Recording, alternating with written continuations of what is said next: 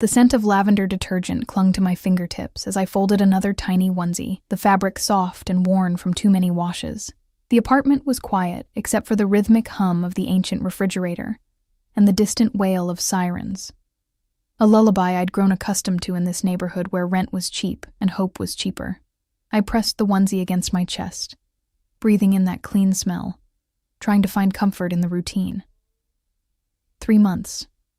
3 months since I'd discovered the texts on Marcus's phone. 3 months since my world had shattered into pieces so small, I wasn't sure I'd ever find them all. The baby kicked, a flutter against my ribs that made me gasp. 6 months pregnant, abandoned, and so tired I could barely remember what it felt like to sleep through the night without waking in a cold sweat, reaching for a husband who was no longer there. Marcus had left with nothing but a note on the kitchen counter. "I can't do this anymore. The baby isn't mine to raise." Except it was his. Every ultrasound, every doctor's appointment I'd attended alone proved it, but he'd convinced himself of some fantasy, some excuse that allowed him to walk away without guilt.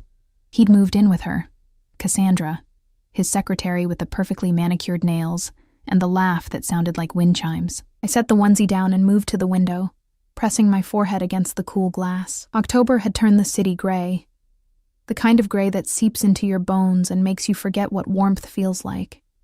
Below, the street was alive with evening traffic, headlights cutting through the drizzle like knives. My phone buzzed. Another overdue bill, another reminder that my job as a server at Romano's barely covered groceries, let alone rent. The restaurant had been my salvation after Marcus left. Gina, the owner, had hired me despite my obvious condition, despite the way my hands sometimes shook when I carried heavy trays. "You work hard, Cara," she'd said in her thick Italian accent, patting my cheek with a weathered hand. "That's all that matters here." I grabbed my coat, a threadbare thing that had seen better years, and headed out into the damp evening. The bus ride to Romano's took 40 minutes, long enough for my feet to swell and my back to ache, but I couldn't afford the luxury of complaints. Romano's sat on the corner of 5th and Castellano, a remnant of old-world elegance in a neighborhood slowly being devoured by gentrification. Red brick, ivy climbing the walls, warm light spilling from tall windows onto the wet sidewalk. Inside, the scent of garlic and wine wrapped around me like an embrace. "Bella!" Gina emerged from the kitchen, her face flushed from the heat of the stoves. "You're early. Good. We have a special reservation tonight. Private dining room, very important guest." Something in her voice made me pause. Gina was never nervous, never flustered. But tonight, her fingers twisted the towel in her hands, and her eyes darted toward the back of the restaurant. "Who is it?" I asked, hanging my coat on the rack. She leaned close, her breath smelling of espresso. "Lorenzo Valentini." The name meant nothing to me, but the way she whispered it, like a prayer or a curse, sent a chill down my spine. "He owns half the city," Gina continued, crossing herself. "Maybe more. His family, they have influence. You understand?" I didn't. Not really, but I nodded anyway. I needed this job too desperately to ask questions. "You serve him tonight," Gina said, smoothing down my apron. "Be polite. Be invisible. Don't speak unless spoken to. Be invisible." I'd been practicing that for months. The private dining room was at the back of the restaurant, accessed through a narrow hallway lined with photographs of the Italian coast. My shoes, cheap flats that pinched my toes, whispered against the hardwood floor. I could hear voices behind the heavy oak door, low and measured, the kind of voices that didn't need to rise to command attention. I knocked softly. "Entra." The voice was deep, textured like expensive whiskey, and it slid under my skin before I even turned the handle. The room was dimly lit, candles flickering on a table set for 4. 3 men in dark suits stood near the window, their conversation pausing as I entered. But it was the man seated at the head of the table who stole the breath from my lungs. Lorenzo Valentini. Even sitting, I could tell he was tall, broad-shouldered beneath a suit that probably cost more than my entire year's rent. Dark hair, perfectly styled, touched with silver at the temples. His face was all sharp angles, strong jaw, high cheekbones, a nose that looked like it had been broken once and healed even more striking, but it was his eyes that pinned me in place. Gray, cold as winter steel, and just as unforgiving. He didn't smile, didn't acknowledge me beyond a single assessing glance that traveled from my face down to my swollen belly and back up again. I felt naked under that gaze, every flaw and failure exposed. Your name. Not a question. A command. My throat was dry. Elena. Elena Morrison. Elena. He repeated it slowly, tasting each syllable. You're new. 3 months, sir. One of the men by the window, shorter, stockier, with a scar bisecting his left eyebrow, stepped forward. Boss, we should... Lorenzo raised one hand, a subtle gesture, but the man fell silent immediately. That's when I understood. This wasn't just wealth. This was power, the kind that didn't need to announce itself. Leave us, Lorenzo said, still looking at me. The 3 men exchanged glances but obeyed without question, filing past me with the efficient silence of well-trained dogs. The door clicked shut, and suddenly the room felt smaller, the air thicker. You're pregnant. Again, not a question. Yes, sir. My hand instinctively moved to my belly, a protective gesture I couldn't suppress. Where is the father? The question was so direct, so intrusive that I almost laughed. Instead, I felt tears prick my eyes, another humiliation I couldn't afford. Gone, I whispered. Something flickered across his face. Not pity, something darker, more complex. He leaned back in his chair, the leather creaking softly, and studied me with an intensity that made my skin burn. What's his name? Why does it matter? Answer the question, Elena. The way he said my name, like he owned it already, made my pulse quicken. Marcus Valentini. The silence that followed was absolute.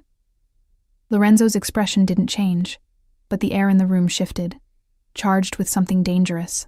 Marcus Valentini, he repeated slowly. My nephew. The floor seemed to tilt beneath my feet. Marcus had never mentioned family, never spoke of anyone beyond his parents who died years ago. But looking at Lorenzo now, I could see it. The same strong jaw, the same aristocratic nose, similar, but where Marcus had been charming and weak, Lorenzo was something else entirely. You're his wife. Not a question. A statement of fact that he somehow already knew. Was, I corrected, my voice barely audible. He left. For another woman. How did he know? How could he possibly know? Lorenzo stood, and I took an involuntary step back. He was even taller than I'd imagined, at least 6'3", and when he moved toward me, it was with the fluid grace of a predator. Do you know what my nephew stole from me, Elena? I shook my head, mute. $2 million. His voice was soft, conversational, but underneath it ran a current of fury so cold it made my bones ache. From a shipment that was under his protection. He blamed it on a rival family, started a war that cost me 6 good men. And then he disappeared. My hand flew to my mouth. Marcus. My Marcus, who couldn't balance a checkbook, who'd worked some vague job in logistics that he never wanted to discuss. He'd stolen from this man, from family. I didn't know, I breathed. I swear I didn't know anything about... I believe you. Lorenzo stopped inches from me, close enough that I could smell him. Bergamot and cedar, expensive and intoxicating. You have an honest face, probably why he chose you. Easy to deceive. The words stung, but they were true. What do you want from me? I asked, hating the tremor in my voice. Lorenzo tilted his head, studying me like I was a puzzle he was determined to solve. That depends. How badly do you want revenge, Elena? What? Your husband betrayed you, left you pregnant and penniless to play house with his mistress. Don't you want him to suffer the way you've suffered? I should have said no. Should have turned and walked out of that room, out of the restaurant, back to my tiny apartment and my small, safe life, but something in his words awakened a darkness I didn't know I possessed. Yes, I whispered. Lorenzo smiled then, a slow, dangerous curve of his lips that sent heat pooling in my belly despite everything. Good, he said, reaching out to tuck a strand of hair behind my ear. His fingers grazed my cheek and I shivered. Then you and I, Elena, are going to help each other. How? You're going to let me take care of you, and in return, you're going to help me find my nephew. I don't know where he is, but he'll come for you eventually. Men like Marcus always do. They can't resist the urge to explain themselves, to seek absolution. His thumb brushed my lower lip, and my breath caught, and when he does, I'll be waiting. This was insane. Dangerous. Everything about Lorenzo Valentini screamed threat, from the cold calculation in his eyes to the barely leashed violence in the set of his shoulders. But I was drowning, and he was offering me a lifeline, even if that lifeline was made of razors. What do you mean, take care of me? Exactly what I said. You'll move into one of my properties. I'll cover your expenses, medical bills, everything you need for the baby. You'll want for nothing. Why? The question burst from me. Why would you do that for someone you just met? Lorenzo's expression hardened. Because you're carrying a Valentini. That child is family, even if its father is a traitor, and I protect what's mine. The possessiveness in his voice should have terrified me. Instead, it ignited something I thought Marcus had killed. The desire to be wanted, claimed, protected. I don't know if I can— You can, he interrupted. And you will. Unless you prefer to continue serving pasta while your feet swell and your husband fucks his secretary in the apartment you used to share. The words were brutal, designed to hurt, but they worked. Rage flooded through me, hot and purifying. What do I have to do? Lorenzo's smile widened. For now, have dinner with me. He gestured to the table, and I noticed for the first time the spread of food. Antipasto, fresh bread, wine. The scent made my stomach growl embarrassingly. I'm working, I protested weakly. Not anymore. Tonight you're my guest. He pulled out a chair, waiting. Every instinct screamed at me to run, but my feet carried me forward. I sat, and Lorenzo settled across from me, pouring water into my glass with surprising gentleness. Eat, he commanded. You're too thin. I was starving, had been for months, rationing food to make my meager paycheck stretch. I reached for the bread with shaking hands, tearing into it like a woman possessed. Lorenzo watched, something unreadable in his expression. When did you last have a proper meal? I don't remember. He nodded slowly, as if confirming something he'd already suspected. That ends now. We ate in silence, but it wasn't comfortable. The air between us crackled with tension, with possibilities both thrilling and terrifying. I could feel his gaze on me, heavy and constant, as if he was memorizing every detail. You'll come home with me tonight, he said finally, setting down his fork. We'll discuss the arrangements. Tonight, I have to— Elena. My name again, spoken like a caress and a warning. Do you trust me? No, I answered honestly. Lorenzo laughed, a sound I hadn't expected, rich and genuine. Good. Smart women don't trust men like me, but you'll come anyway, won't you? He was right. God help me, he was right. Because the alternative was going back to that empty apartment, to bills I couldn't pay, and a future that looked like nothing but struggle. Yes, I whispered. Then finish your dinner. My car is waiting. The car waiting outside Romano's wasn't just a car, it was a statement. A black Mercedes, sleek and predatory, idling at the curb with a driver who looked more like a bodyguard, tall, buzz-cut, shoulders that strained against his suit jacket. He opened the rear door without a word, his eyes scanning the street with practiced vigilance. Lorenzo's hand settled on the small of my back, guiding me forward. The touch was light, almost polite, but there was ownership in it that made my pulse race.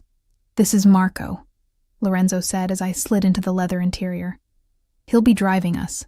Marco nodded once, his expression unreadable, and closed the door with a soft thunk that sounded far too final. The inside of the Mercedes smelled like leather, and Lorenzo's cologne, that intoxicating mix of bergamot and cedar that seemed to fill every breath I took. The seats were butter soft, heated against the October chill. I'd never been in a car this expensive. Marcus had driven a 10-year-old Honda with a broken air conditioner. Lorenzo settled beside me, not touching, but close enough that I could feel the heat radiating from his body. He pulled out his phone, one of 3 I noticed in his jacket, and began typing with efficient precision. Where are we going? I asked, trying to keep my voice steady. Somewhere safe. He didn't look up from his screen. I have a property in Blackwood Heights. Secure, Private. You'll have your own space. Blackwood Heights. I'd seen it from the highway. Towers of glass and steel where the truly wealthy lived, so far removed from my world they might as well have been on another planet. I can't just leave everything, I protested weakly. My apartment, my things. What things? Lorenzo's gaze finally lifted, pinning me. The furniture that came with the unit, the clothes you've worn threadbare? Tell me, Elena. What in that apartment is worth keeping? Nothing. The answer was nothing, and we both knew it. Everything that had mattered, the life I'd built with Marcus, the future I'd imagined, was already gone. My photos, I whispered, from before. Something softened in Lorenzo's expression, so brief I almost missed it. Marco will collect them tomorrow, along with anything else you want. For tonight you have everything you need. The car glided through the city streets, and I watched my neighborhood disappear in the rearview mirror. The flickering streetlights, the corner store where I bought discounted bread, the bus stop where I'd waited in rain and snow. Part of me felt like I was betraying something by leaving so easily. But a larger part felt nothing but relief. "Why are you really doing this?" I asked, turning to face Lorenzo. He pocketed his phone and gave me his full attention.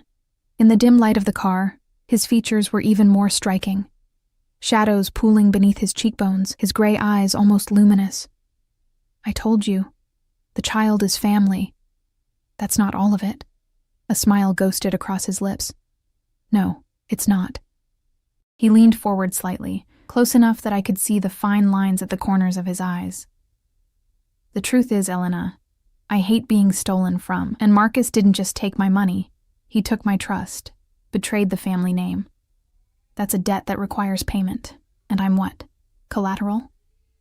"Your leverage," he corrected, "and protection. When Marcus resurfaces, and he will, he'll expect you to be vulnerable, desperate. Instead, he'll find you under my care. It will destroy him." The coldness in his voice should have frightened me. Instead, I felt a dark thrill run through my veins. Marcus had left me to drown. Why shouldn't I let his uncle pull me to shore? "And what happens after?" I pressed. "After you've used me to hurt him?" Lorenzo's hand moved to my knee, the touch burning through the thin fabric of my work pants. "That depends on you. On me. On whether you want to go back to your old life, or stay in the new one I'm offering." His thumb traced small circles on my knee, a gesture that was both comforting and possessive. I should have moved away, should have maintained some boundary, but I was so starved for touch, for gentleness, that I let his hand remain. What would staying mean? Safety. Security. Everything you need for that baby. His gaze dropped to my belly. And perhaps more, if you're brave enough. The implication hung between us, dangerous and intoxicating. This man was my husband's uncle. Whatever was building between us, this strange pull, this magnetic attraction, was wrong on every conceivable level. But God, I wanted it anyway. The car turned onto a private drive, gates opening automatically to reveal Blackwood Heights in all its intimidating glory. 30 stories of glass reflecting the city lights, fountains and manicured gardens. A doorman in a uniform that probably cost more than my monthly salary. "Penthouse," Lorenzo said as Marco opened the door. "Top floor. You'll have privacy there." The lobby was all marble and gold. Contemporary art on the walls that I didn't understand but knew was expensive. Residents passed through. Women in designer clothes, men with Rolex watches, all averting their eyes when they saw Lorenzo. Not out of disrespect, but out of fear. The elevator ride was silent, except for the soft jazz playing through hidden speakers. Lorenzo stood close enough that our shoulders brushed, and I found myself hyper-aware of every breath, every small movement. The doors opened directly into the penthouse. I stepped out and felt my jaw drop. Floor-to-ceiling windows overlooked the entire city, a sea of lights stretching to the horizon. The space was enormous. Open-concept living area with furniture that looked like it belonged in a museum, a kitchen with appliances I didn't know the names for, hallways leading to God knew how many rooms. "The master suite is through there," Lorenzo indicated a hallway to the left. "Guest rooms down the opposite corridor. You'll take the second door on the right. It has an ensuite bathroom and a view of the park." I walked slowly into the space, my cheap shoes silent on the polished hardwood. Everything was pristine, carefully curated, like something from a magazine, nothing like the cramped, worn apartment I'd left behind. "I don't understand," I said, turning to face him. "You said this was your property, but you don't live here?" "I have several properties." Lorenzo shrugged off his suit jacket, draping it over a chair. Underneath, his white shirt was crisp, tailored perfectly to his broad shoulders. "I stay where business requires. Tonight, I'm staying here." My stomach tightened. "Here? In this apartment?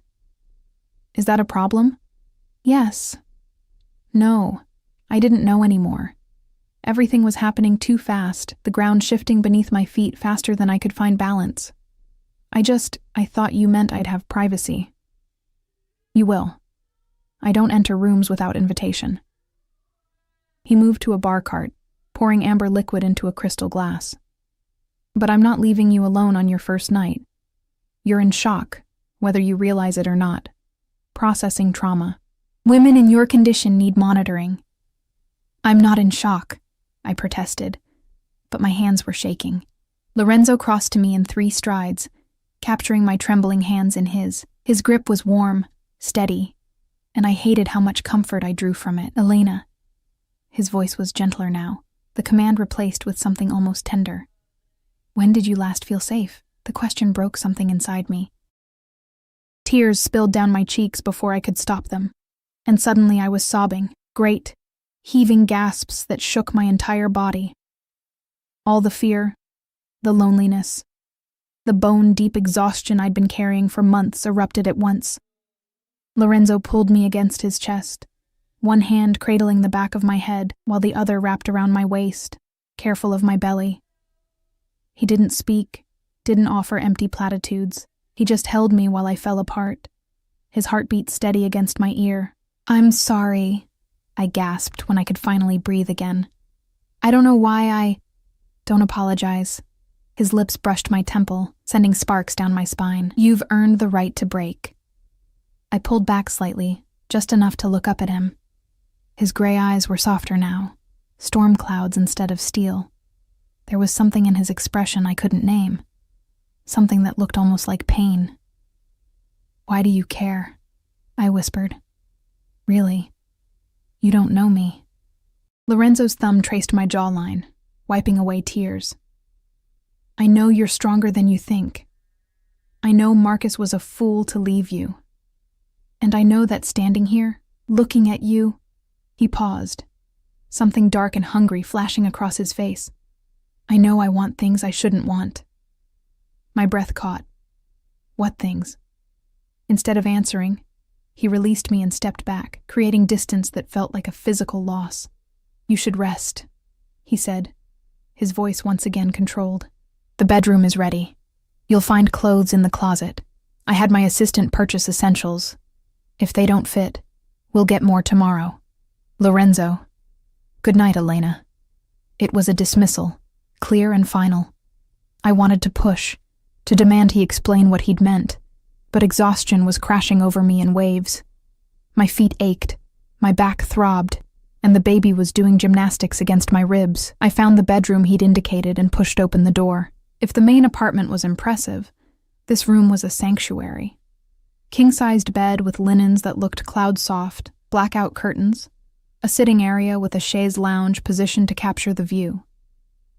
The ensuite bathroom visible through an open door featured a tub large enough to swim in.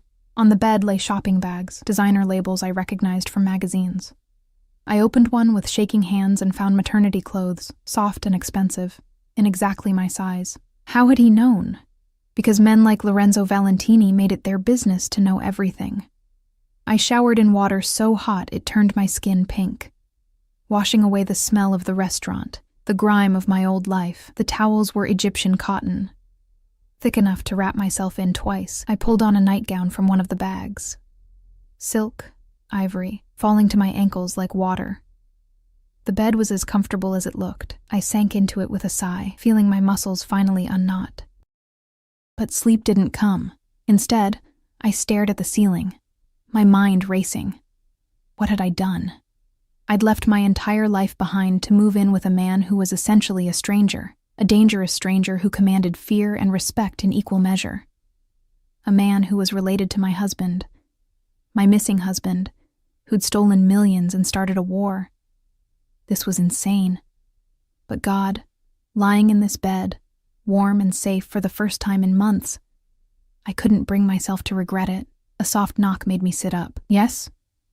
The door opened, and Lorenzo appeared, still in his dress shirt, but with the sleeves rolled up, revealing forearms corded with muscle.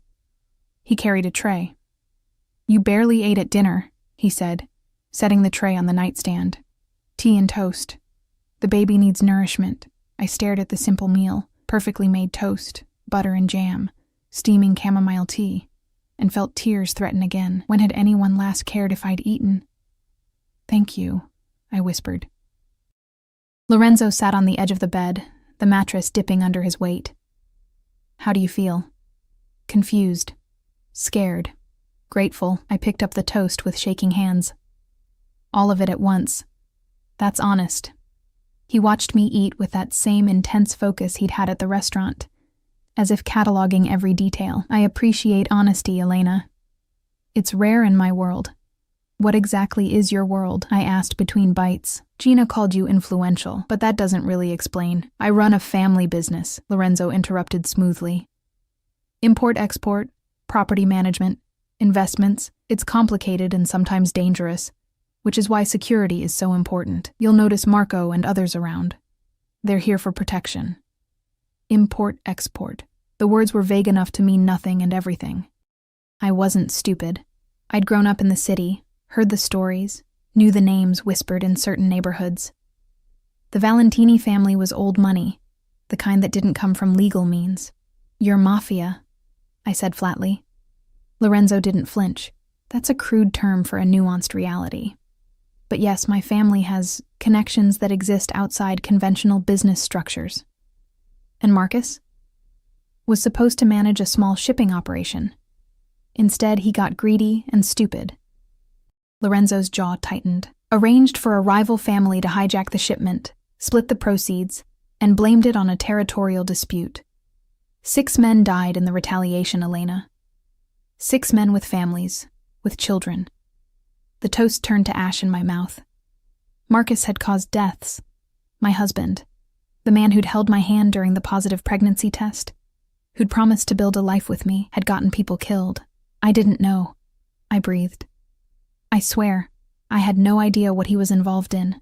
"I believe you," Lorenzo said again, reaching out to tuck a strand of damp hair behind my ear. The gesture was becoming familiar, intimate. "Marcus kept you deliberately ignorant. Easier to betray someone who doesn't know your secrets." His hand lingered on my cheek, thumb brushing my cheekbone. The touch sent heat spiraling through me. Inappropriate, wrong, but undeniable. "What happens when you find him?" I asked. "Justice."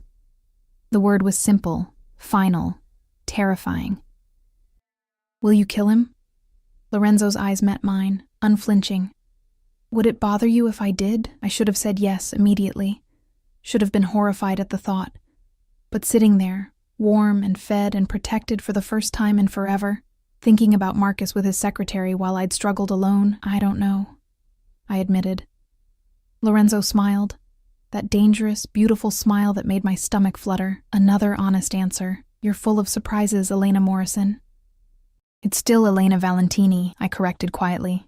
"Legally. The divorce isn't final." Something possessive and dark flashed across his face. "Not for long. We'll have my lawyers handle it. You'll be free of him in every way. And then what?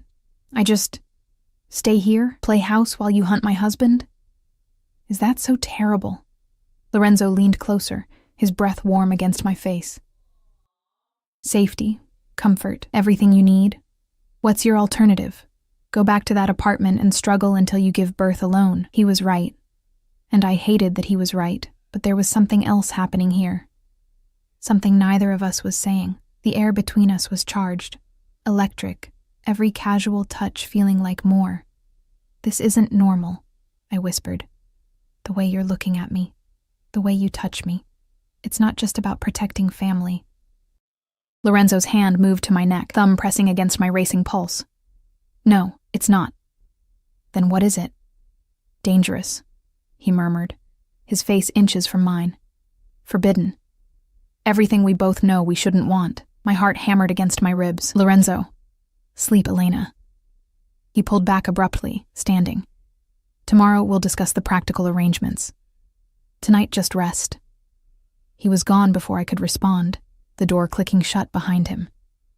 I lay back against the pillows, my body thrumming with tension and confusion, and something that felt dangerously like desire. The baby kicked, as if reminding me of reality. I was pregnant with his nephew's child, living in his apartment, caught in a web I didn't fully understand. But as I finally drifted towards sleep, warm and safe for the first time in months, I couldn't bring myself to regret the choice I'd made, even if it destroyed me. Sunlight woke me. Real sunlight. Not the dim gray that filtered through my old apartment's single grimy window. I blinked awake slowly, disoriented by the unfamiliar ceiling, the soft sheets, the silence broken only by the distant hum of the city far below. For a moment, I forgot where I was. Then it all came rushing back. Lorenzo, the Mercedes, this penthouse that felt more like a dream than reality. I sat up carefully, my hand automatically moving to my belly. The baby was quiet this morning, probably still sleeping, 6 months along, and already I could tell when she was active versus resting. I'd started thinking of the baby as a girl, though I had no way of knowing for sure.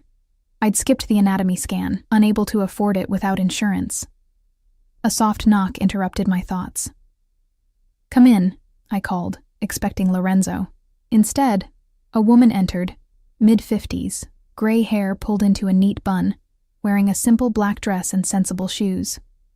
She carried a tray laden with breakfast that made my mouth water. "Good morning, Mrs. Valentini," she said with a warm smile. "I'm Maria, Mr. Valentini's housekeeper. He asked me to bring you breakfast and help you get settled." Mrs. Valentini. The name felt strange, wrong somehow, even though it was legally mine. "Please call me Elena," I said, watching as Maria set the tray across my lap. Scrambled eggs, fresh fruit, toast with real butter, orange juice, and, I nearly wept, bacon. "This is too much. Mr. Valentini was very specific about your nutrition." Maria fussed with the napkin, her eyes dropping to my belly with maternal warmth. "He said you're eating for 2 and haven't been properly fed. When's the baby due?" "Late January," I answered, reaching for the fork with shaking hands. "I think. I haven't. The doctor's appointments have been difficult to manage." Something flickered across Maria's face. Pity, understanding. "Well, that changes now, Mr. Valentini has already arranged for Dr. Castellano to see you this afternoon. Best obstetrician in the city." I froze mid-bite. "This afternoon? At 3 o'clock. Marco will drive you." Maria moved to the windows, pulling back the curtains to reveal the full glory of the view. "Mr. Valentini left early this morning for business, but will be back this evening. He asked that you make yourself comfortable. Explore the apartment. The kitchen is fully stocked if you get hungry. I'll be here until 6 if you need anything." She spoke with such casual efficiency, as if wealthy men regularly installed pregnant women in penthouses and arranged their entire lives overnight. "Maria," I said carefully, "how long have you worked for Lorenzo?" 20 years. She turned, her expression softening. "Since his father passed and he took over the family responsibilities. He's a good man, Elena. Demanding, sometimes frightening, but fair, and loyal to those he considers under his protection. Under his protection. As if I were some medieval damsel who needed a knight's shield. But wasn't that exactly what I was? After Maria left, I ate slowly, savoring every bite. The food was incredible, restaurant quality, warm and nourishing. I couldn't remember the last time I'd had bacon. Couldn't remember when I'd eaten without anxiety about where the next meal would come from. When I finished, I explored the apartment properly. In daylight, it was even more impressive. Art on every wall, furniture that looked sculptural, technology I didn't know how to operate. The kitchen was something from a cooking show, all stainless steel and granite. I opened the refrigerator and found it packed with fresh food, including items I recognized as pregnancy safe. He'd thought of everything. The guest room I'd slept in was just one of 5 bedrooms. I peeked into the others, each beautifully decorated, each clearly unused. At the end of the hallway was a door different from the rest, heavier, with a subtle security panel beside it. Lorenzo's room. I shouldn't look. Should respect his privacy, maintain boundaries. But my hand was already reaching for the handle. Locked. Of course it was locked. Men like Lorenzo didn't leave vulnerabilities exposed. I turned away, feeling foolish, and found another door I'd missed, this one slightly ajar. Inside was an office, masculine and imposing. Dark wood desk, leather chair, walls lined with books in Italian and English, and on the desk, a laptop left open. I knew I shouldn't. Knew it was a violation, a betrayal of the trust he was offering. But the need to understand, to know what I'd gotten myself into, was overwhelming. The screen was locked, requiring a password, but beside it lay a folder, physical, old-fashioned, with papers visible at the edges. I opened it. Photographs spilled out. Crime scene photos. Bodies. Blood. My stomach lurched. But I forced myself to look, to see the reality of Lorenzo's world. 6 men, just as he'd said. Some young, barely older than me. One with a wedding ring visible on his lifeless hand. Marcus had caused this. Beneath the photos were documents. Financial records showing the stolen money, transcripts of phone conversations, surveillance photos of Marcus with Cassandra, and others I didn't recognize. Men in expensive suits, women dripping with jewelry, lists of names, addresses, business holdings. This was the evidence Lorenzo had compiled. His case against his nephew. At the bottom of the folder was another photograph, older and worn at the edges, a family portrait. Lorenzo, much younger, maybe early 20s, standing beside a beautiful woman with dark hair and Lorenzo's same gray eyes. His sister, perhaps, and beside her, a little boy with Marcus's features. Lorenzo's hand rested on the boy's shoulder, protective and proud. Family. He'd meant it when he said family mattered. Find anything interesting? I spun around, the folder falling from my hands, papers scattering across the floor. Lorenzo stood in the doorway, still in his suit from the night before, looking exhausted and dangerous. I'm sorry, I stammered, dropping to my knees to gather the papers. I didn't mean to. Stop. He crossed to me in 2 strides, kneeling to help collect the photographs. His hand closed over mine as we both reached for the family portrait. I said I don't enter rooms without invitation, Elena, but I never said you couldn't explore. I looked up at him, confused. You're not angry? Should I be? He took the photograph, studying it with an expression I couldn't read. This is my sister Isabel, and Marcus, at 7 years old. She died when he was 12, cancer. I'm so sorry. I raised him after that, tried to teach him honor, loyalty, the importance of family. Lorenzo's jaw tightened. Clearly, I failed. The pain in his voice was raw, real. This wasn't just about money or respect, this was personal betrayal of the deepest kind. He was her only child, Lorenzo continued quietly, which makes him my only nephew and makes your baby. He looked at my belly, something complex flickering across his face. My great niece or nephew, the only family I have left, understanding dawned. This wasn't just about revenge or leverage. Lorenzo had lost his sister, and now he was losing her son too. The baby I carried was the last thread connecting him to the family he'd loved. What was she like? I asked softly. Isabel? Lorenzo smiled, the expression transforming his face. Fierce. Beautiful. She had a laugh that could light up a room, and she loved Marcus more than anything. He set the photograph down carefully.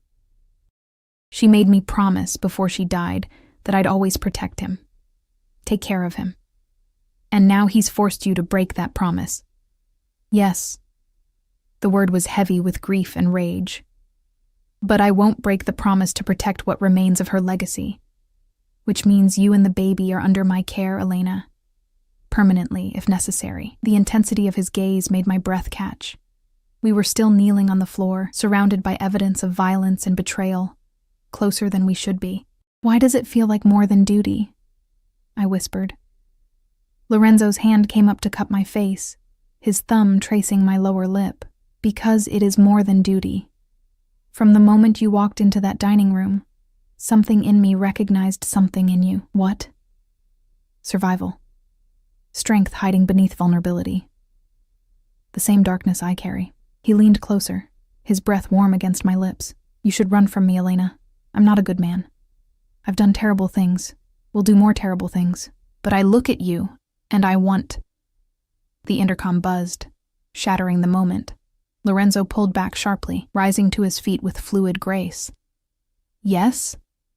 His voice was clipped, controlled. Boss, Dr. Castellano is here for Mrs. Valentini's appointment. Marco's voice crackled through the speaker.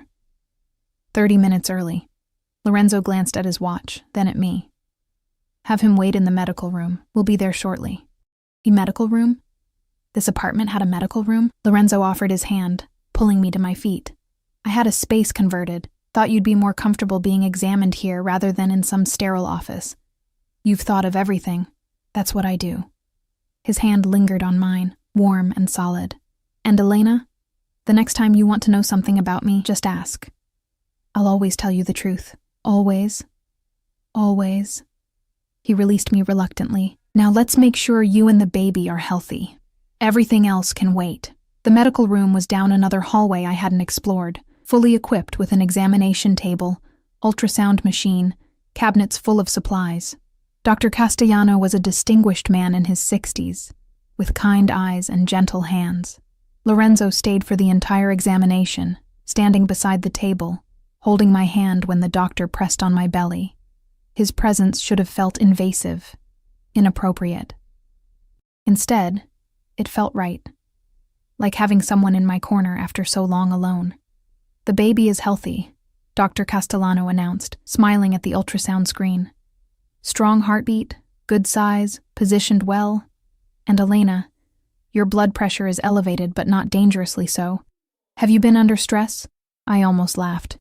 You could say that. Well, it should improve now. The doctor looked at Lorenzo meaningfully. Rest, good nutrition, minimal anxiety, the usual prescription. She'll have all of that, Lorenzo said firmly.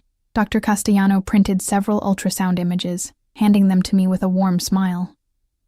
Would you like to know the sex? I looked at Lorenzo, surprised to find myself wanting his input. He nodded. Yes, I breathed. Please.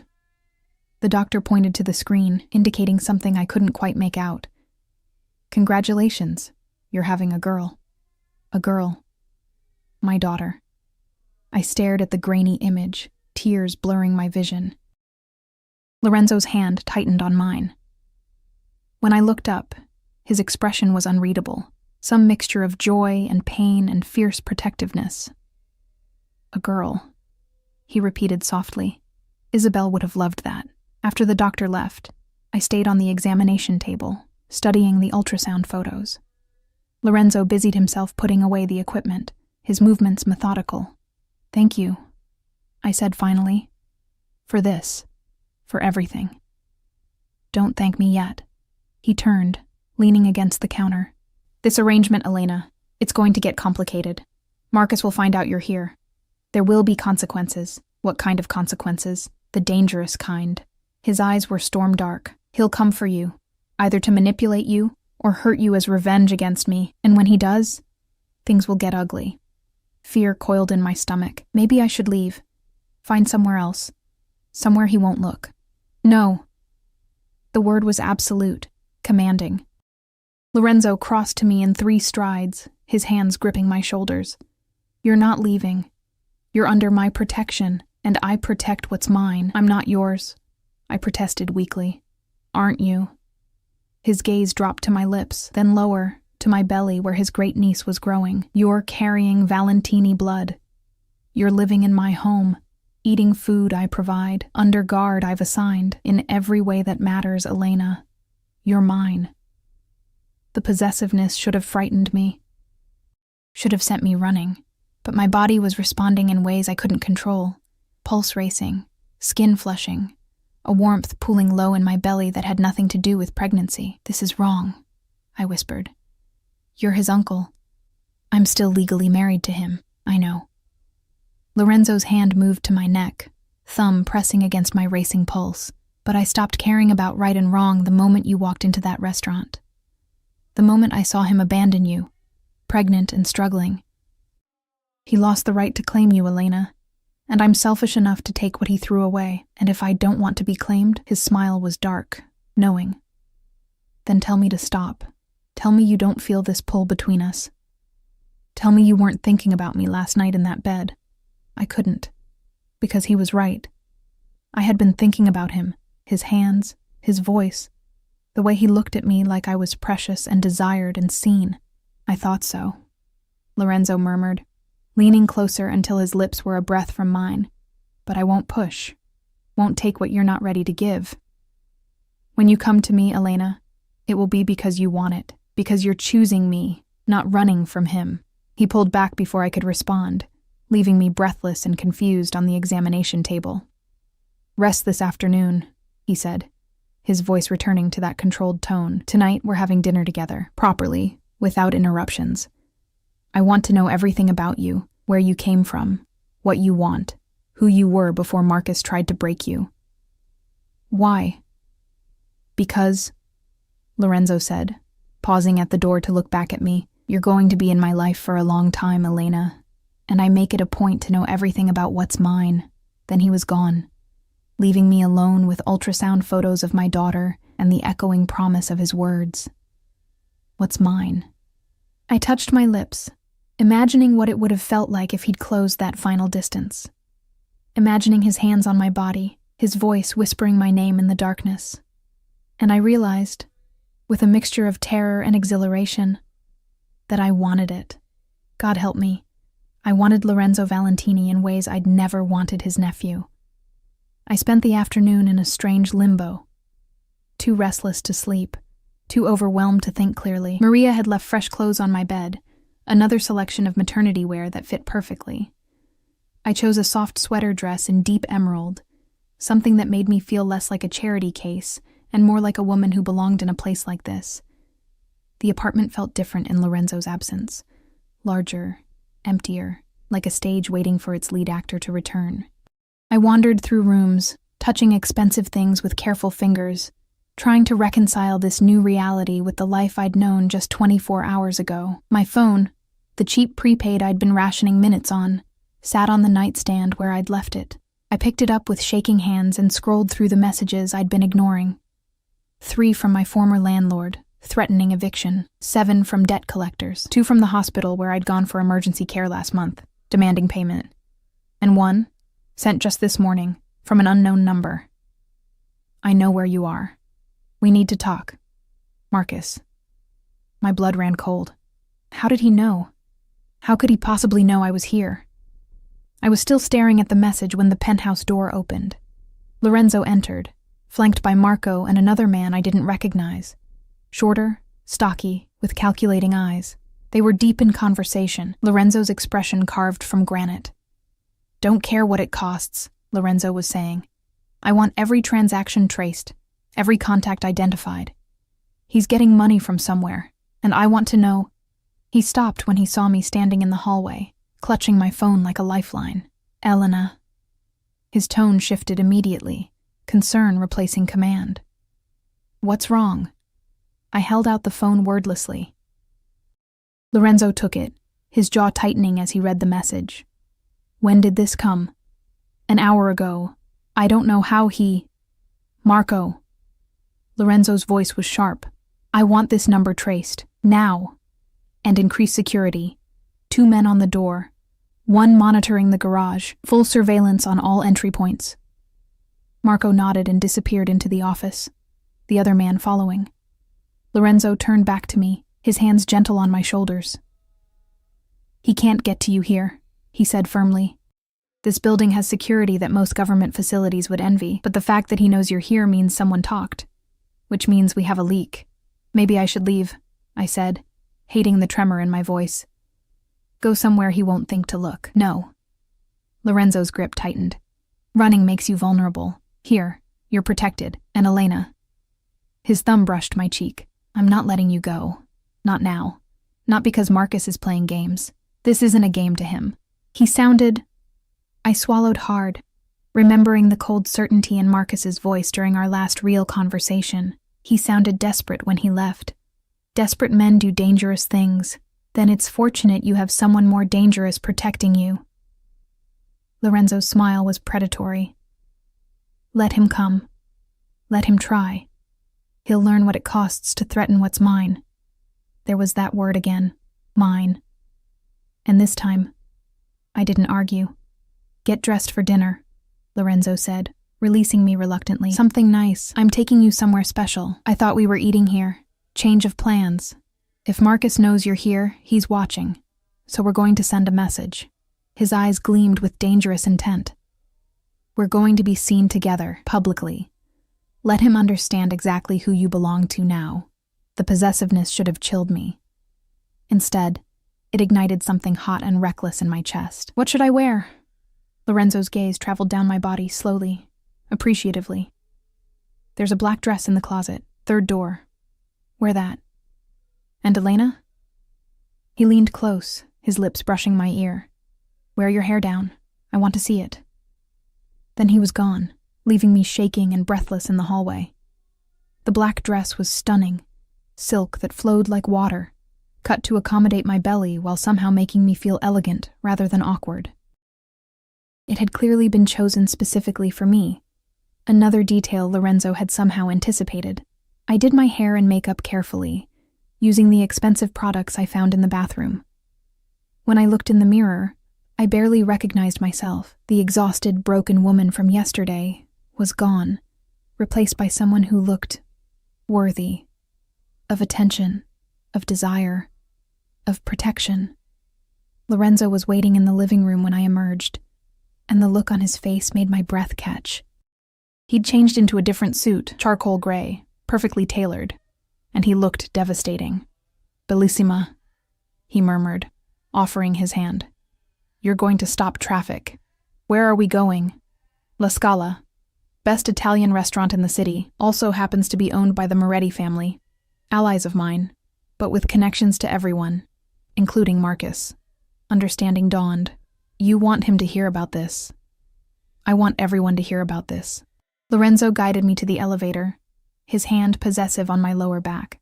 By midnight, every family in the city will know that Elena Valentini is under my personal protection, that anyone who touches you answers to me. The restaurant was everything he'd promised. Old-world elegance, dim lighting, the kind of place where deals were made and alliances formed over expensive wine. The maitre d' recognized Lorenzo immediately, ushering us to a private booth with the kind of reverence usually reserved for royalty. Eyes followed us through the dining room. I felt them like physical touches, curious, calculating, afraid. They're staring, I whispered as Lorenzo held my chair. Good. Let them, he settled across from me, his expression satisfied. By morning, Marcus will know you're not just staying with me. He'll know you're with me. But I'm not... I stopped. Because what was I, exactly? His nephew's abandoned wife? A woman under his protection? Something more complicated that neither of us had named? Lorenzo's hand covered mine on the table, his thumb tracing circles on my palm. Aren't you? A waiter appeared before I could answer, presenting menus and wine, sparkling water for me, red wine for Lorenzo. We ordered, and I tried to focus on the food, rather than the way Lorenzo kept touching me. Casual brushes of his hand, his foot finding mine under the table, his eyes never leaving my face. Tell me about yourself, he said when we were alone again, before Marcus. Who were you? No one had asked me that in so long. Marcus certainly hadn't cared. Nobody special, I said quietly. Grew up in foster care, aged out at 18. Worked my way through community college but never finished. Met Marcus at a coffee shop where I was working. He seemed safe, stable, everything I'd never had. And he made you feel seen. Yes. The word was barely audible. For the first time in my life, someone chose me. Or I thought he did. Lorenzo's jaw tightened. He saw vulnerability and exploited it. That's what parasites do, Elena. They find the wounded and feed. Is that what you're doing? The question came out sharper than I intended. Finding someone wounded and vulnerable. No. Lorenzo leaned forward, his intensity almost overwhelming. I'm finding someone strong who's been convinced she's weak. Someone resilient who's been beaten down. And I'm giving her the resources to become who she was always meant to be. And what do you get out of it? His smile was dark, honest. Revenge against Marcus, a connection to my sister's legacy, and his thumb pressed against my racing pulse. Something I haven't felt in years. Interest, desire, the possibility of something real. Real, I repeated, with your nephew's pregnant wife. Former wife soon, Lorenzo's eyes blazed, and the baby is family, mine to protect regardless of her father. But you, Elena? You're something else entirely. The waiter returned with appetizers, interrupting the charged moment. We ate, and Lorenzo asked more questions about my childhood, my dreams, the things I'd wanted before life had beaten the hope out of me. He listened with complete attention, as if every word mattered, as if I mattered. And slowly, I felt something unfurl inside me, something that had been locked away since Marcus left, the possibility of wanting again. Midway through the main course, a man approached our table, older, silver-haired, expensive suit. He nodded respectfully to Lorenzo. Mr. Valentini, forgive the interruption. Don Francesco. Lorenzo's tone was polite but cool. To what do I owe the pleasure? Merely wanted to pay my respects, and to meet your lovely companion. The man's eyes slid to me, assessing. I heard rumors, but seeing is believing. Elena, Lorenzo said, his hand covering mine possessively. This is Don Francesco Moretti, an old friend of the family. Pleasure, I managed, though the weight of the old man's scrutiny made my skin crawl. Marcus's wife, yes? Don Francesco's smile didn't reach his eyes. How unexpected, and how complicated. Not complicated at all, Lorenzo said smoothly. Elena is under my protection. I trust that information will spread appropriately. Of course. Don Francesco bowed slightly. Enjoy your evening. He retreated, but I could feel conversations rippling through the restaurant. Whispers, glances, speculation. He'll tell Marcus, I said quietly. Yes. Lorenzo lifted my hand to his lips, pressing a kiss to my knuckles that made my stomach flip. Within the hour, and Marcus will understand that you're no longer his to claim or hurt. You're using me as bait. I'm using us as a statement. His gray eyes held mine. There's a difference. Yes, Marcus will react, but he would have come for you anyway, Elena. This way he knows what he's facing. The food turned to ash in my mouth. And if he doesn't care? If he comes anyway? Then I'll be ready. Lorenzo's expression hardened, and he'll learn what it means to betray family. We finished dinner in relative silence, the air between us thick with tension and unspoken promises. When Lorenzo helped me into my coat, his hands lingered on my shoulders, and I felt the heat of him through the fabric. The ride home was quiet, Marco navigating through city streets while Lorenzo made calls in rapid Italian. I caught words here and there. Familia, protezione, vendetta, protection, vengeance, family. Back at the penthouse, Lorenzo dismissed Marco with instructions for overnight security. We stood in the living room, the city lights glittering beyond the windows, and suddenly the air felt too thick to breathe. You're afraid, Lorenzo observed, moving closer. Shouldn't I be? You've just painted a target on my back. The target was already there. His hands framed my face, thumbs brushing my cheekbones. I've just made it clear who stands in the way. And what if... My voice broke. What if he hurts you because of me? Lorenzo's laugh was low, dangerous. Elena. Sweet, innocent Elena. I've survived 3 assassination attempts, a war with the Russian Bratva, and a federal investigation that should have put me away for life. Marcus is a child playing at gangster. He doesn't have the skill or the balls to hurt me. Then why do you look worried? Because he did. Beneath the confidence, there was something else. Concern. Fear, even, though he'd never admit it. Because, Lorenzo said slowly, I'm starting to care what happens to you. and caring creates vulnerability. My breath caught. Lorenzo. I know it's too fast. I know it's inappropriate and wrong and complicated. His forehead pressed against mine, his breath mingling with my breath. But I look at you, and I see something I thought I'd lost when Isabel died. Hope. The possibility of family that isn't built on blood and violence. I'm pregnant with your nephew's child. You're carrying my great-niece, a little girl who will grow up knowing she's loved and protected, regardless of who her father is. His hand moved to my belly, splaying across the curve. And you're a woman who deserves better than what she's been given. Tears spilled down my cheeks. I don't know how to do this, how to be here, with you, feeling these things. Then let me show you. Lorenzo's lips brushed my temple. Featherlight. One day at a time, Elena. No pressure. No expectations. Just let me take care of you. Let me prove that not all Valentini men are worthless. I should have said no.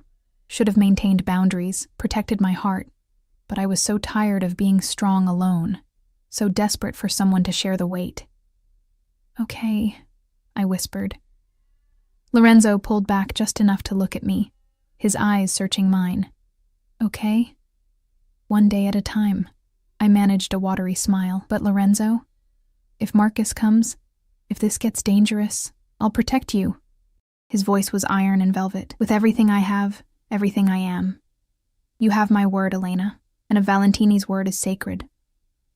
He kissed my forehead then, gentle and chaste, before stepping back.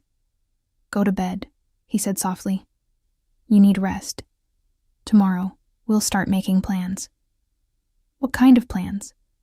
The kind that ensure you and the baby are safe, and the kind that make Marcus regret every decision that led him here. Lorenzo's smile was sharp enough to cut. Sleep well, Cara. Tomorrow, everything changes. I went to bed, but sleep was impossible. I lay in the darkness, one hand on my belly where my daughter grew, the other clutching the ultrasound photos. Everything had changed. In less than 2 days, my entire world had shifted on its axis. And the most terrifying part, I didn't want to go back. Whatever this was, protection, obsession, the dangerous spark between Lorenzo and me, it felt more real than anything I'd had with Marcus. My phone buzzed. Another message from the unknown number. You think he can protect you? You don't know what you've done, Elena. You don't know what's coming. I stared at Marcus's words, fear coiling in my chest, but beneath the fear was something else. Something darker, more primal. The hope that Lorenzo was right, that Marcus would come, and that when he did, he'd finally understand what he'd lost. The next 3 weeks passed in a surreal blur of luxury and lurking danger. Lorenzo had been right. Word of our relationship, whatever it was, spread through the city's underground like wildfire. I could feel it in the way people looked at us when we went out, the way conversations stopped when we entered rooms, the way even hardened criminals showed deference that bordered on fear. Dr. Castellano visited twice more, declaring both me and the baby healthy, thriving even. My blood pressure had normalized, the constant anxiety that had plagued me for months, finally easing under Lorenzo's watchful care. I'd gained weight, good weight, the kind that came from regular meals and actual sleep. But Marcus's messages continued. Sometimes threatening, sometimes pleading, always watching. I see you getting into his car. Does he know what a whore you are? That baby is mine. You can't keep her from me. He'll get tired of you eventually. And when he does, I'll be waiting. Lorenzo saw every message. I'd learned quickly that nothing happened in his world without his knowledge. Each threat made his expression darker, more dangerous. He doubled security, then tripled it. Marco was a constant presence, along with 3 other men whose names I learned. Santo, Vincent, and a terrifyingly quiet man called only the Wolf, but Lorenzo himself was the most constant presence. He worked from home more often, spending evenings teaching me about his legitimate businesses, the restaurants, the property holdings, the import operations that were actually legal. He never hid the darker side, but he didn't force it on me either. And slowly, carefully, we circled each other like planets in gravitational pull, drawn closer each day, neither quite ready to collide, until the night everything changed. I was 7 months pregnant, round and ungainly, But somehow Lorenzo still looked at me like I was beautiful. We'd fallen into a routine, dinner together every evening, conversations that stretched late into the night, casual touches that felt less casual every time. That night, we were on the penthouse balcony despite the November chill. Lorenzo had wrapped me in a cashmere blanket, his arm around my shoulders as we watched the city lights. "I got the divorce papers today," I said quietly. "Your lawyers are efficient. Good." Lorenzo's hand tightened on my shoulder. "You're free of him legally. How do you feel?" "Relieved, sad, angry." I laughed without humor. "All of it at once. Is that normal?" "Completely normal." He pressed a kiss to my temple, a gesture that had become habit. "You're allowed to mourn what you thought you had, even if it was a lie." "Do you ever mourn?" I asked, tilting my head to look at him. "Your sister? Your nephew? The family you lost?" Something painful flickered across his face. "Every day. But mourning doesn't mean I stop living. Is that what I am? Your way of continuing to live?" Lorenzo turned me to face him fully, his hands cupping my face with devastating gentleness. "You're more than that, Elena. You've become—" He stopped, seeming to struggle with words. I told myself this was about protection, about revenge, about duty to family, but that's not true anymore. My heart hammered against my ribs. "What is it about?" "You." His thumb traced my lower lip. "The way you hum while cooking breakfast. The way you argue with me about books, insisting that happy endings matter. The way you touch your belly when the baby kicks, like you're already having conversations with her. You've made me feel things I thought died with Isabel. Lorenzo, I'm in love with you." The words were stark, honest, terrifying. I know it's too fast, too complicated, too everything. But I look at you and I see my future. Not just duty or protection. I see mornings waking up next to you, watching your daughter grow up, building something real. Tears spilled down my cheeks. "You can't. I'm pregnant with Marcus's child. People will say—" "I don't care what people say." His forehead pressed against mine. "I care about you. About her." His hand moved to my belly, covering the spot where the baby was kicking frantically, as if she could sense the emotion. "Tell me I'm alone in this. Tell me you don't feel it too." But I couldn't, because he wasn't alone. Over these weeks, Lorenzo had become my anchor, my safety, my unexpected salvation. And somewhere between the protection and the dinners and the gentle touches, I'd fallen for him too. "I feel it," I whispered. "God help me. I feel it too. But Lorenzo, this is dangerous, not just the situation with Marcus, but us. What if—" He kissed me. It wasn't gentle or tentative. It was possession and promise and everything we'd been dancing around for weeks. His hands tangled in my hair, pulling me as close as my belly would allow, and I melted into him with a soft sound of surrender. When we finally broke apart, both breathing hard, Lorenzo's eyes were molten silver. "No more what-ifs," he growled. "No more waiting. You're mine, Elena, completely. And I'm yours." "Yes," I breathed. "Yes." He kissed me again, deeper this time, and I felt years of loneliness and fear burn away in the heat between us. His hands were everywhere. My face, my hair, my waist. Careful of my belly, but desperate nonetheless. "Inside," he murmured against my lips. "I need you inside." We stumbled into the apartment, shedding the blanket, Lorenzo's jacket. He guided me to his bedroom, the one I'd never entered, and I had a moment to register dark walls, a massive bed, before he was kissing me again. "Tell me if I hurt you," he said, lowering me to the bed with careful strength. "Tell me if it's too much." "It's not too much." I pulled him down, needing his weight, his heat. "It's not enough." What followed was slow and reverent and overwhelming. Lorenzo worshipped every inch of my body, murmuring in Italian, his hands gentle on my swollen belly, while his mouth drove me mad. He made me feel desired, cherished, claimed in ways Marcus never had. Afterward, I lay wrapped in his arms, my back to his chest, his hand splayed possessively across my stomach. "I love you," he said again, his voice rough. "Whatever comes next, whatever happens with Marcus, you need to know that. I love you too. The words felt momentous, a point of no return. Is that crazy? Loving my husband's uncle? Former husband, Lorenzo corrected. And yes, it's crazy. We're crazy, but I don't care. I was about to respond when my phone buzzed on the nightstand. Lorenzo reached for it, his expression darkening as he read the screen. What? I asked, fear creeping in. Marcus.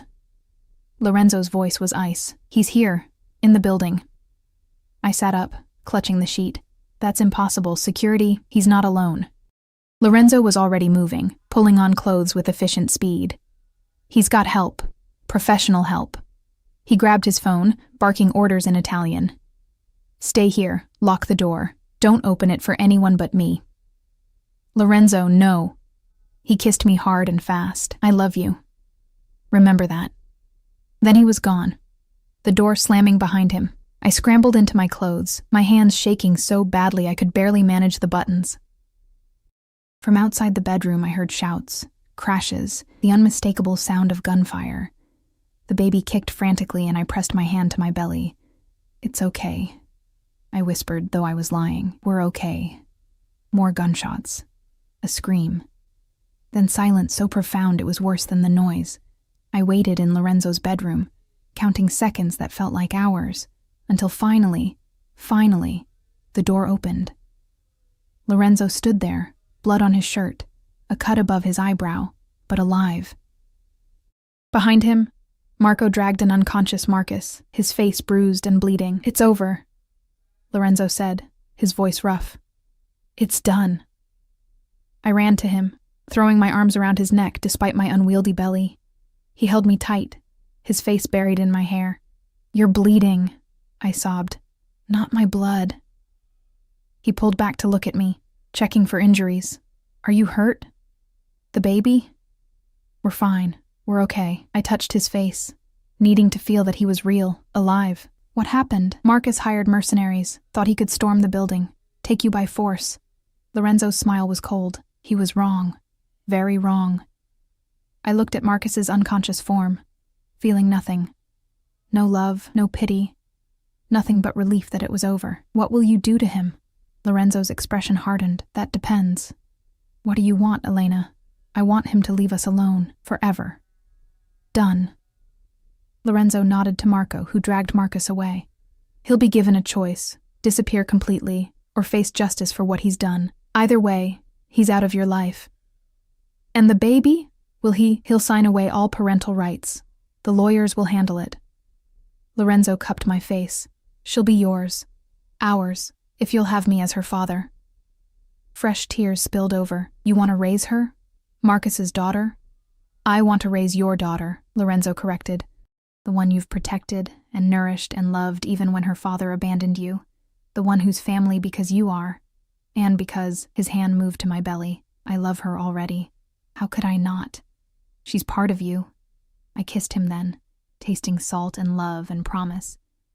Yes, I whispered against his lips. Yes, I'll have you. As her father, as my husband, Lorenzo suggested, pulling back to look at me. It's too soon, I know, but Elena, I don't want to wait. I've waited my whole life for someone like you. Marry me. Let me make this official. People will talk. Let them. His smile was fierce. They'll talk about how Lorenzo Valentini fell in love with a woman strong enough to survive betrayal and brave enough to choose love again. They'll talk about how lucky I am. You're insane. About you? Absolutely. He kissed me again, soft and sweet. Say yes, Kara. Give me forever. I thought about everything. The danger, the complications, the scandal. But then I felt the baby kick, felt Lorenzo's hand covering mine on my belly, and I knew. This was my future. This man. This life. This unexpected love. Yes, I said. Yes, I'll marry you. 3 months later, Isabel Rose Valentini was born on a snowy January evening, screaming her displeasure at the world with impressive lung capacity. Lorenzo held her first, tears streaming down his face as he counted her fingers and toes. She's perfect, he whispered, placing her in my arms. You're both perfect. I looked down at my daughter, dark hair, gray eyes that would probably change, 10 perfect fingers gripping Lorenzo's thumb with surprising strength. "She looks like you," I said, smiling through exhausted tears. "She looks like Isabel." Lorenzo's voice broke. My sister would have loved her so much. We'd married quietly a month before, just paperwork and promises in front of a judge. Nothing fancy, nothing public, just us choosing each other, making it official. Marcus had disappeared. Rumors said Mexico, others said further. Lorenzo had made it clear, if Marcus ever came back, if he ever tried to contact me or Isabel, there would be consequences. Final ones. I didn't ask for details, didn't need to. That part of my life was over. Now, holding my daughter while my husband, the thought still gave me chills, pressed kisses to both our foreheads. I felt something I hadn't felt in years, peace. "Thank you," I whispered to Lorenzo. "For what?" "For seeing me. For choosing us. For making me believe in happy endings again." Lorenzo smiled, that dangerous, beautiful smile I'd fallen in love with. "Thank you for being brave enough to give me a chance, for trusting me with your heart, and her heart." I looked down at Isabel, who'd fallen asleep against my chest. "And her heart," Lorenzo agreed softly. "I promise you both, I'll spend every day earning that trust. Being the man you deserve, the father she deserves. You already are." He kissed me then, gentle and reverent, mindful of the baby between us. "I love you, Elena Valentini." "I love you too." Outside, snow fell softly on the city, covering everything in white. A fresh start, a clean slate. In Lorenzo's arms, with our daughter sleeping peacefully, I finally understood what home felt like. Not a place, not safety or security or wealth. Home was this: being chosen, being loved, being seen for exactly who you were and treasured Marcus had left me broken in a threadbare apartment, pregnant and abandoned. Lorenzo had found me in that darkness and offered me light. And somehow, through all the danger and complications and impossible circumstances, we'd built something real, something lasting, a family, not born from blood or obligation, but from choice, from love, from two wounded people finding healing in each other. "Tell me what you're thinking," Lorenzo murmured, his arms wrapped around both of us. I looked at him, this dangerous, powerful man who'd become my everything, and smiled. "I'm thinking about happy endings," I said, "and how sometimes they come from the most unexpected places. Is that what this is? Our happy ending?" "No." I kissed him softly. "This is our happy beginning," and it was. Despite everything, the scandal, the violence, the impossible circumstances, we'd found our way to each other. Two broken people, one tiny miracle, and a love that defied every rule and expectation. The city would keep talking, rumors would keep swirling, but inside this penthouse, with snow falling outside and love surrounding us, nothing else mattered. We were home. We were family. We were finally, impossibly, completely happy. And that was the greatest victory of all.